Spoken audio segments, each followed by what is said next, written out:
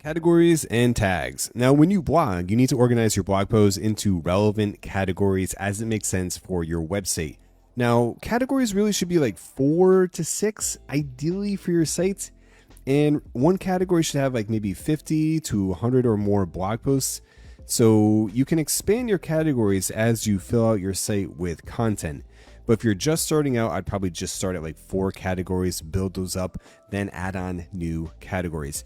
And it goes like one blog post into one category. I wouldn't put one blog post into multiple categories.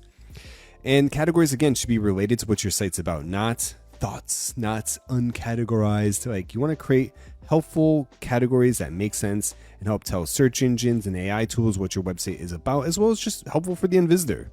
Like internet business, marketing and branding, online business tools, AI tools, monetization strategies, and so forth. Like, this makes sense for my website. You kind of get the idea of what it's about. Like, if I had a coffee blog, it would be like coffee tutorials, like how to make coffee. It'd be like coffee recommendations, coffee gear, something like that. Like, that is like what you want to use categories for. All right, so that's all you need to know with categories. So pick 4 to 6. And so let's open up a category over here. And so the way I have mine structured is I design the category page to make it even more helpful with a bunch of recommendations as well for products where I'm an affiliate for on Amazon, and articles related to marketing and branding. So how is this working on the back end? So I have my categories over here, and these are all the categories. These are the 6 categories that I have on the site.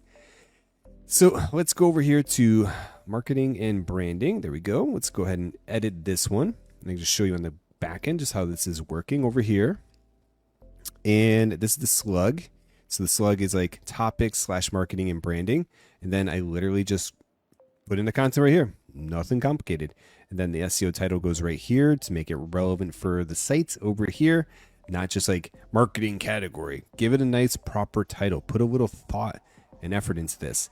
And that's all you want to do with categories. You want to keep it short and sweet, like the slug. You don't want it to be marketing, branding, blah, blah, blah, blah, blah. No, 1 to 2 words, like really short and sweet category URLs and titles overall. Okay. And so just organize your blog posts into categories 4 to 6. That's it. Okay. As it makes sense for your site.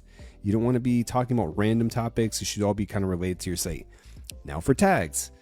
Tags are quite useful because tags are useful in the sense that like this allows you to like tag a blog post that maybe doesn't warrant its own category, but it's like something that you talk about occasionally. So like the category could be like cars, but maybe you want to talk about a specific type of car, like Tesla, for example. And so a Tesla could be a tag because maybe your site's not about Tesla, but you're talking about cars on your car blog. That makes any sense? So for example, like right over here, I have advertising. That's not really a category I talk about, or affiliate marketing. Like I have monetization strategies, and affiliate marketing is one monetization strategy, but it's not the main thing I'm going to be talking about. So I have like 5 blog posts tagged under affiliate marketing. Same with blogging, ChatGPT, comparison, digital products. Like this is what tags are used for. Okay, it's to help search engines and AI tools, again, understand what your website is about, and also to make the content useful for the end visitors so they can navigate your site. And again, tags are not like tags on other platforms like social media. Like you don't tag it as everything. That tags is for organizational purposes only as it relates to a blog post. Okay. And so like digital products, domain names, that type of thing, they're kind of like little topics that I touch on that are related to the categories, but don't warrant them being a category unto themselves.